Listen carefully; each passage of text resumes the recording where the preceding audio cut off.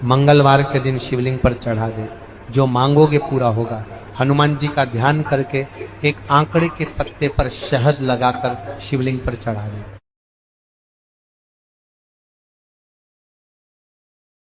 मंगलवार के दिन शिवलिंग पर चढ़ा दे, जो मांगोगे पूरा होगा। हनुमान जी का ध्यान करके एक आंकड़े के पत्ते पर शहद लगाकर शिवलिंग पर चढ़ा दे।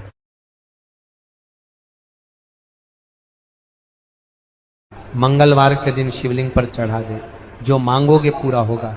हनुमान जी का ध्यान करके एक आंकड़े के पत्ते पर शहद लगाकर शिवलिंग पर चढ़ा दे।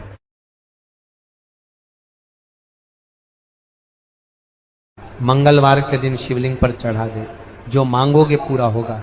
हनुमान जी का ध्यान करके एक आंकड़े के पत्ते पर शहद लगाकर शिवलिंग पर चढ़ा दे।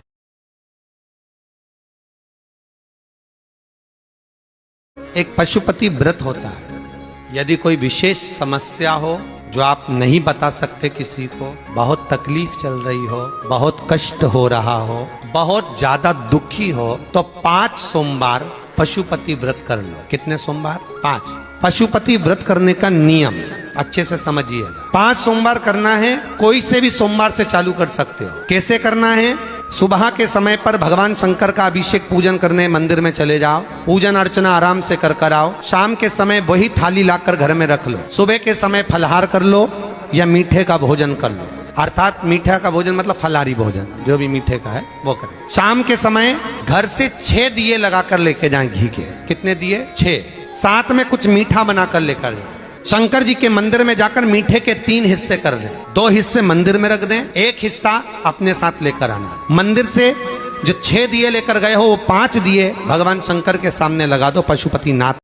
तो क्या हम खंडित बेलपत्री भी शंकर को समर्पित कर सकते हैं? देखिए प्रश्न कितना सुंदर है। उसका प्रश्न केवल एक व्यक्ति के लिए ये प्रश्न नहीं होता। ये प्रश्न जो करे जाते हैं ये जग कल्याण के लिए, सभी के। मान लो अगर बेलपत्री साबुत नहीं है, बेलपत्री कहीं कीड़ा खा गया, कहीं बेलपत्री खंडित हो गई, कहीं बेलपत्री में कुछ तकलीफ है, मान लो कीड़ा हो गया या कुछ हो गया और वो खंडित है, तो क्या हम उसको ना चढ़ाएं कि चढ़ाएं?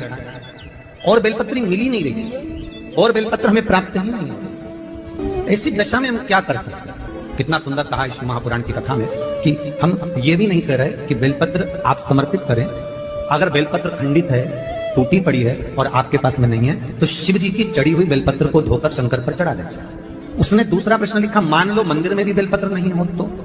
बहुत अच्छी प्रश्न है ये। मंदिर में भी बेलपत्र ना हो तो कितना सुंदर कहा। एक भजन आप लोग गाते हो कि मन मेरा मंदिर आंखें दिया बाती।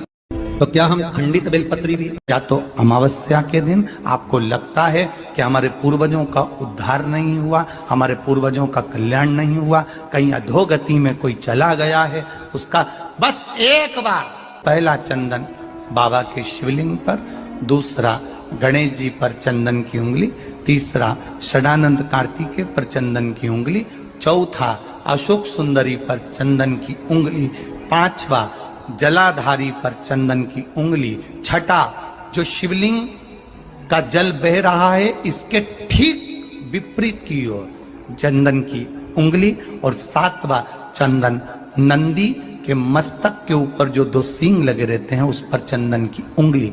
ये कब लगाई जाती है? या तो अमावस्या के दिन, या तो अमावस्या के दिन आपको लगता है कि हमारे पूर्वजों का उद्धार नहीं हुआ, हमारे पूर्वजों का कल्याण नहीं हुआ, कहीं अधोगति में कोई चला गया है, उसका बस एक बार